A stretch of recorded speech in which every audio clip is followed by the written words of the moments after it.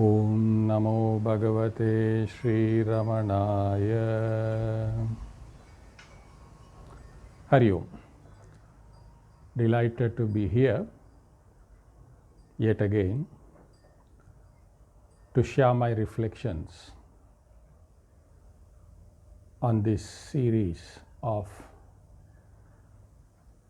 Ramana's Atma Vichara.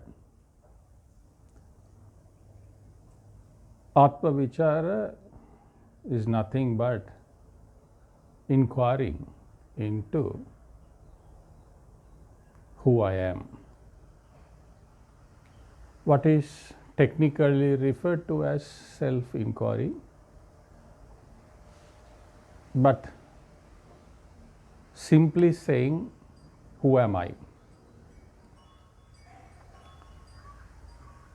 Then one wonders, don't I know who I am? What is this inquiry is all about? You walk down the road and somebody asks you, who are you? And obviously you will come up with an answer as to who you are. If you can't come out with an answer, the others will think that there is something wrong with you. But what we use to identify ourselves when we say, I'm this, I'm that, those are not about me, but those are things what I use, the tools what I use, and the things what I use to interact in this world, which normally I call as me or mine. So I thought and my mind thought. Here, Bhagavan Ramana Maharshi is showing us a way which leads us to the knowledge of who we really are. Who is the one who is saying, I am this, I am that? Who is the one who is using this body, using the mind, using the intellect, and who is saying, this is me, this is mine? So you say the body also, you say this is my body. So if it is my body, then who is the one who is saying this? This is my body. So this is basically is what we refer to as Atma Vichara. And as we have been discussing, the real meditation is not an activity by itself, but being established in the knowledge that who you are. Abiding in that knowledge, who you are, is the real meditation. So meditation is not an activity per se, but really abiding in the knowledge who you are. Interestingly, abiding means, being established means, there you should be able to remain effortlessly. Even to say, I'm seated here. When I say seated here, when I sit, then it is an effortless activity. On the other hand, if I keep something vertical or slightly, slopey thing, and if I try to sit on that, I can't sit there. Why? I'll keep on sliding. So I have to constantly put effort to remain there. So the point is, abiding or being established means, then once you are there, then it should be an effortless thing to remain there, stay there without any effort. So this is what Atma Vichara leads to. So meditation and also is nothing but abiding in the self.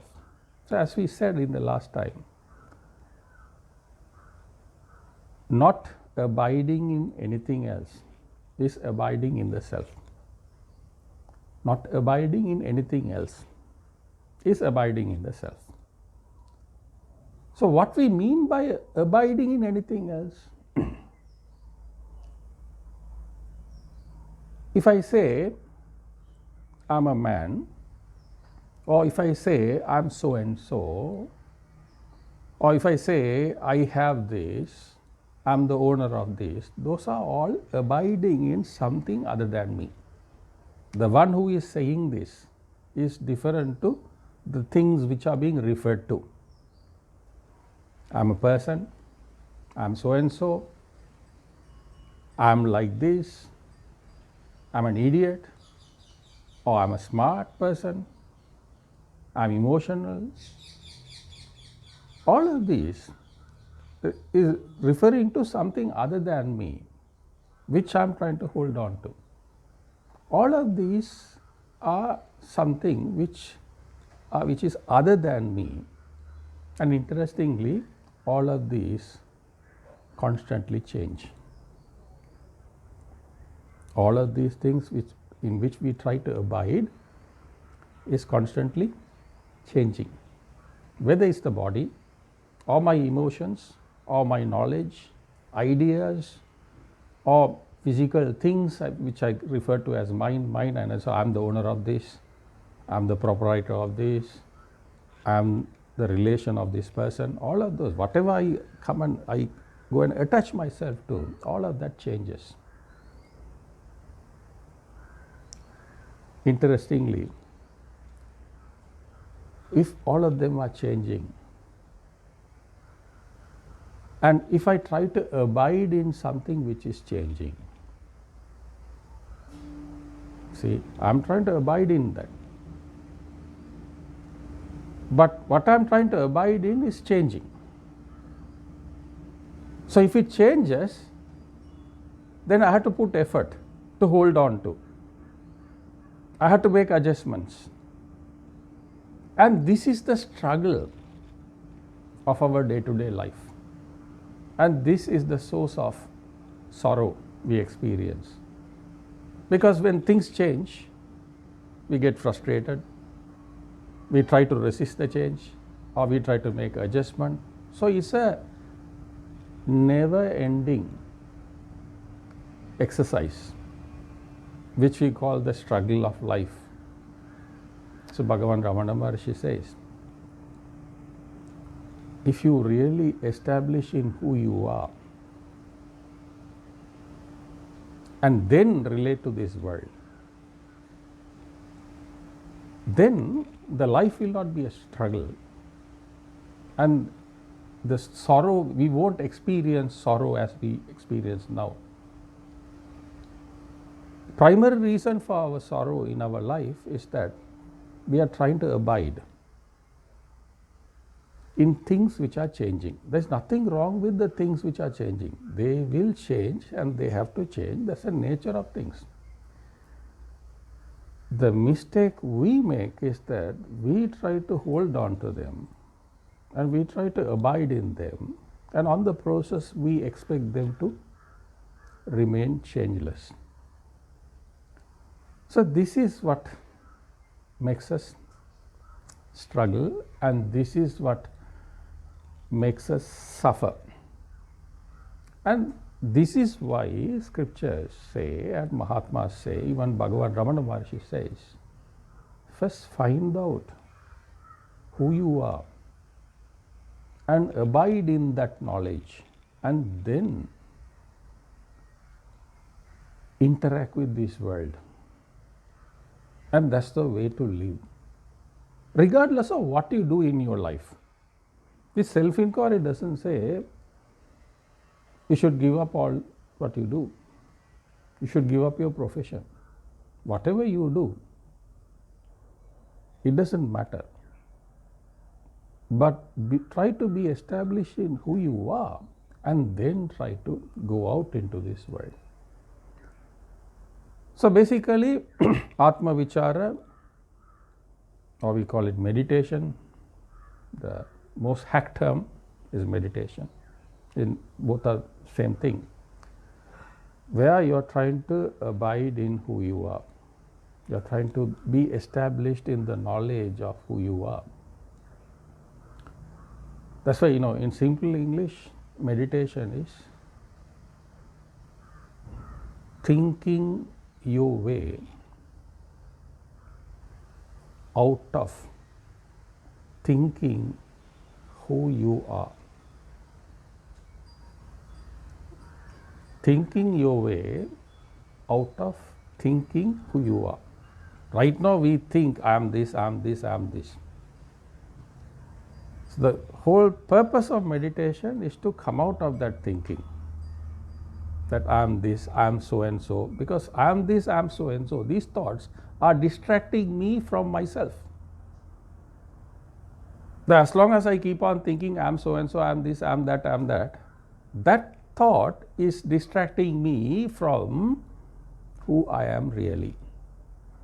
So if I want to know who I am really, all I have to do is remove these distractions. What are these distractions? I am this, I am that, all of these thoughts. So using meditation, what we are trying to do, basically, in the name of meditation, not using meditation, in the name of meditation, what I am trying to do is thinking my way out of thinking who I am. I am this, I am this. I am trying to think my way out of those thoughts.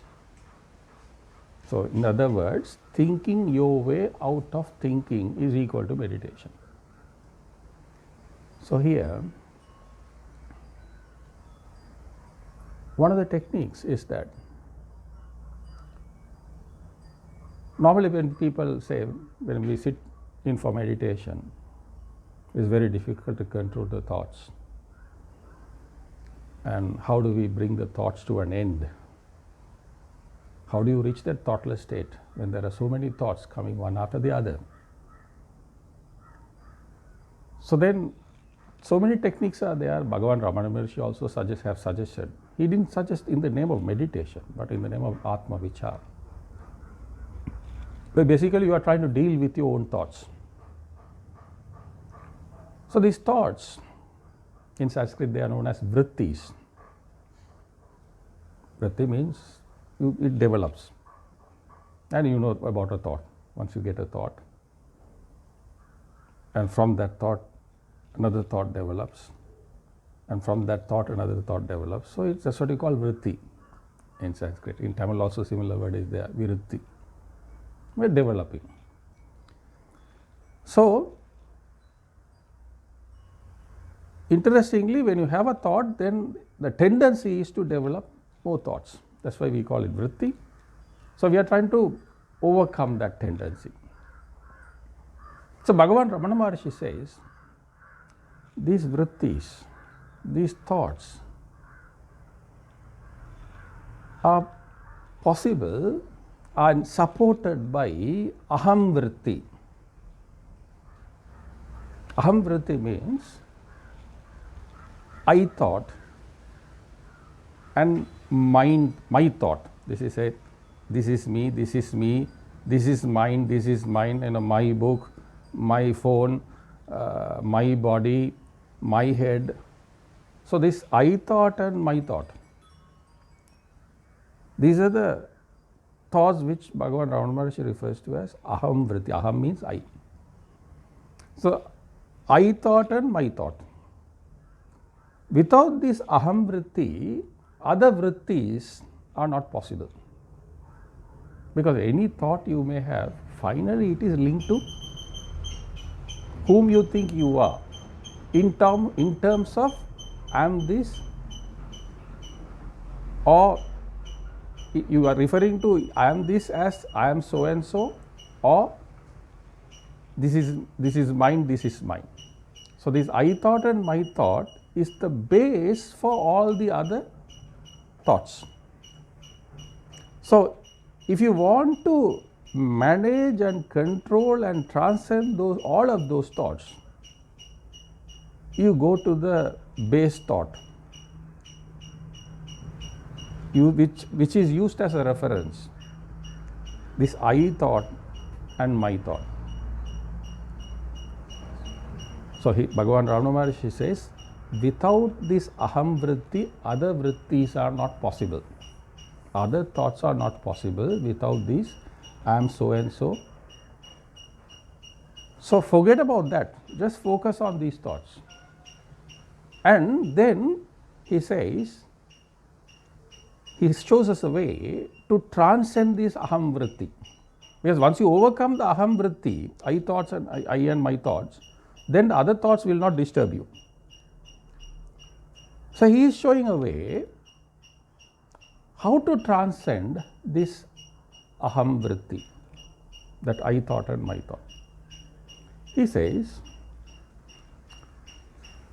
when you say I thought, when you say I am this, interestingly, whatever you say, I am this, I am that, so many things are there. Turn your attention away from this, all of this, what comes after I. When you say I am this, I am that, I am so and so, I am like this, I like this, I don't like this, I own this is mine. So when you say all of this, I, all the time our attention is on what comes after I. And naturally, what comes after I is not one thing, many things. And when the things are many, the thoughts will be many. And that's what we call vritti. So as long as your attention is there on that, there is no way you are going to be able to manage the thoughts, reduce the thoughts, transcend the thoughts, come out of the thoughts. So he says,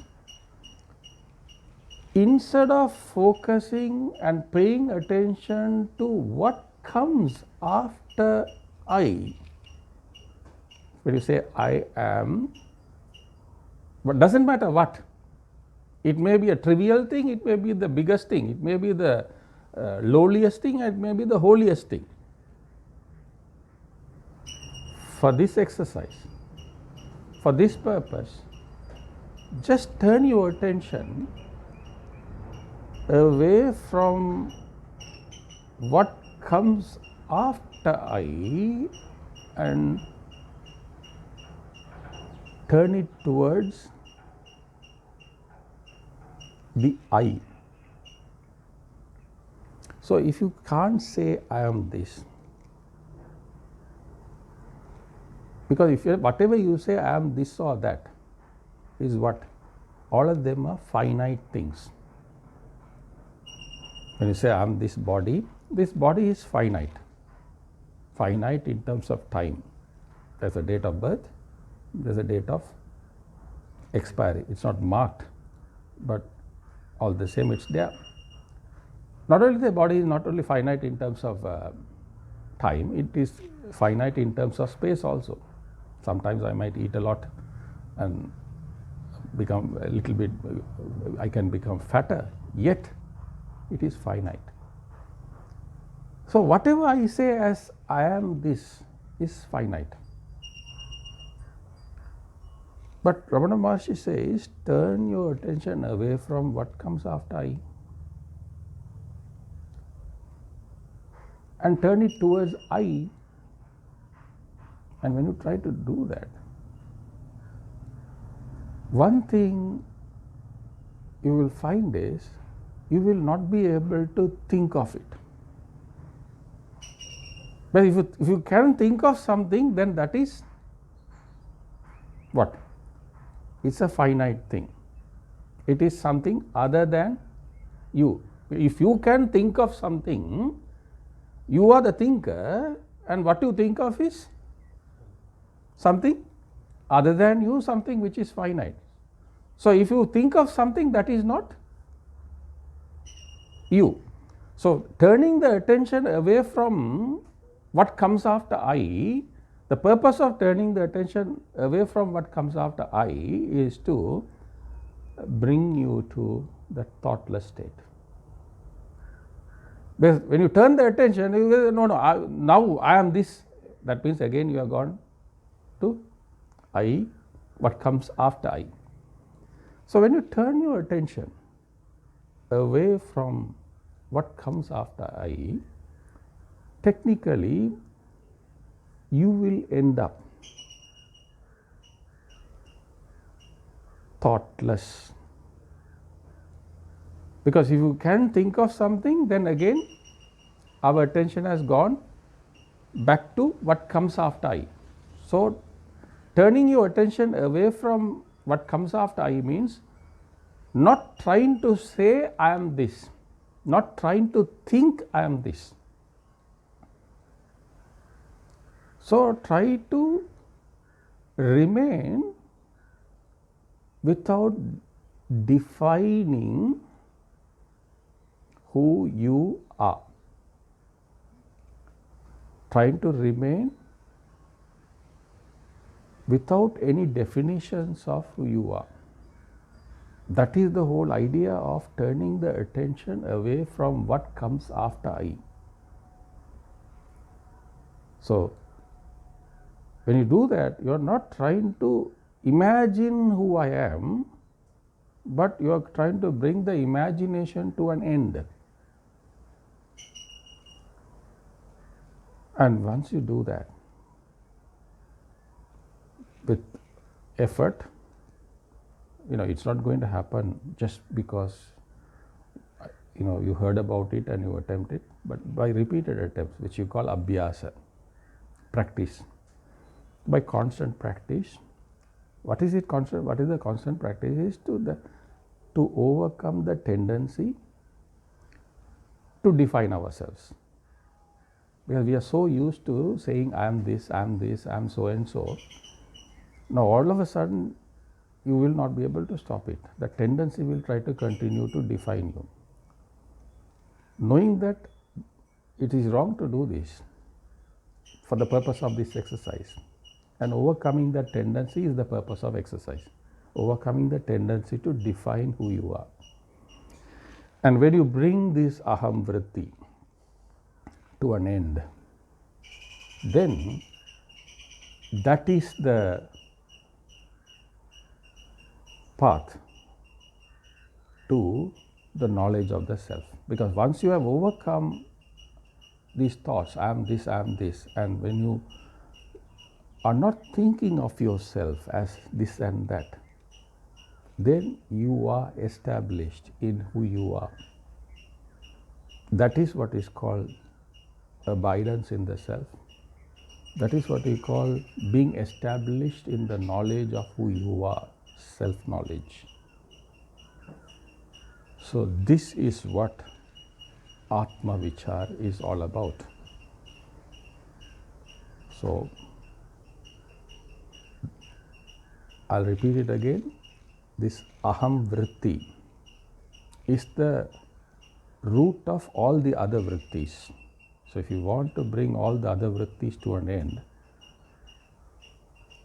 first bring our attention to this aham vritti, and in that aham vritti then reject what comes after I and try to stay in that I, which will lead to the thoughtless state what we are seeking in the name of meditation, which will lead to the knowledge of the self which we are seeking in the name of Atma Vichara. So we will go on discussing about this, a few more techniques in the sessions to follow in the following weeks also. Om Namo Baghavathe Shri Ramanaya.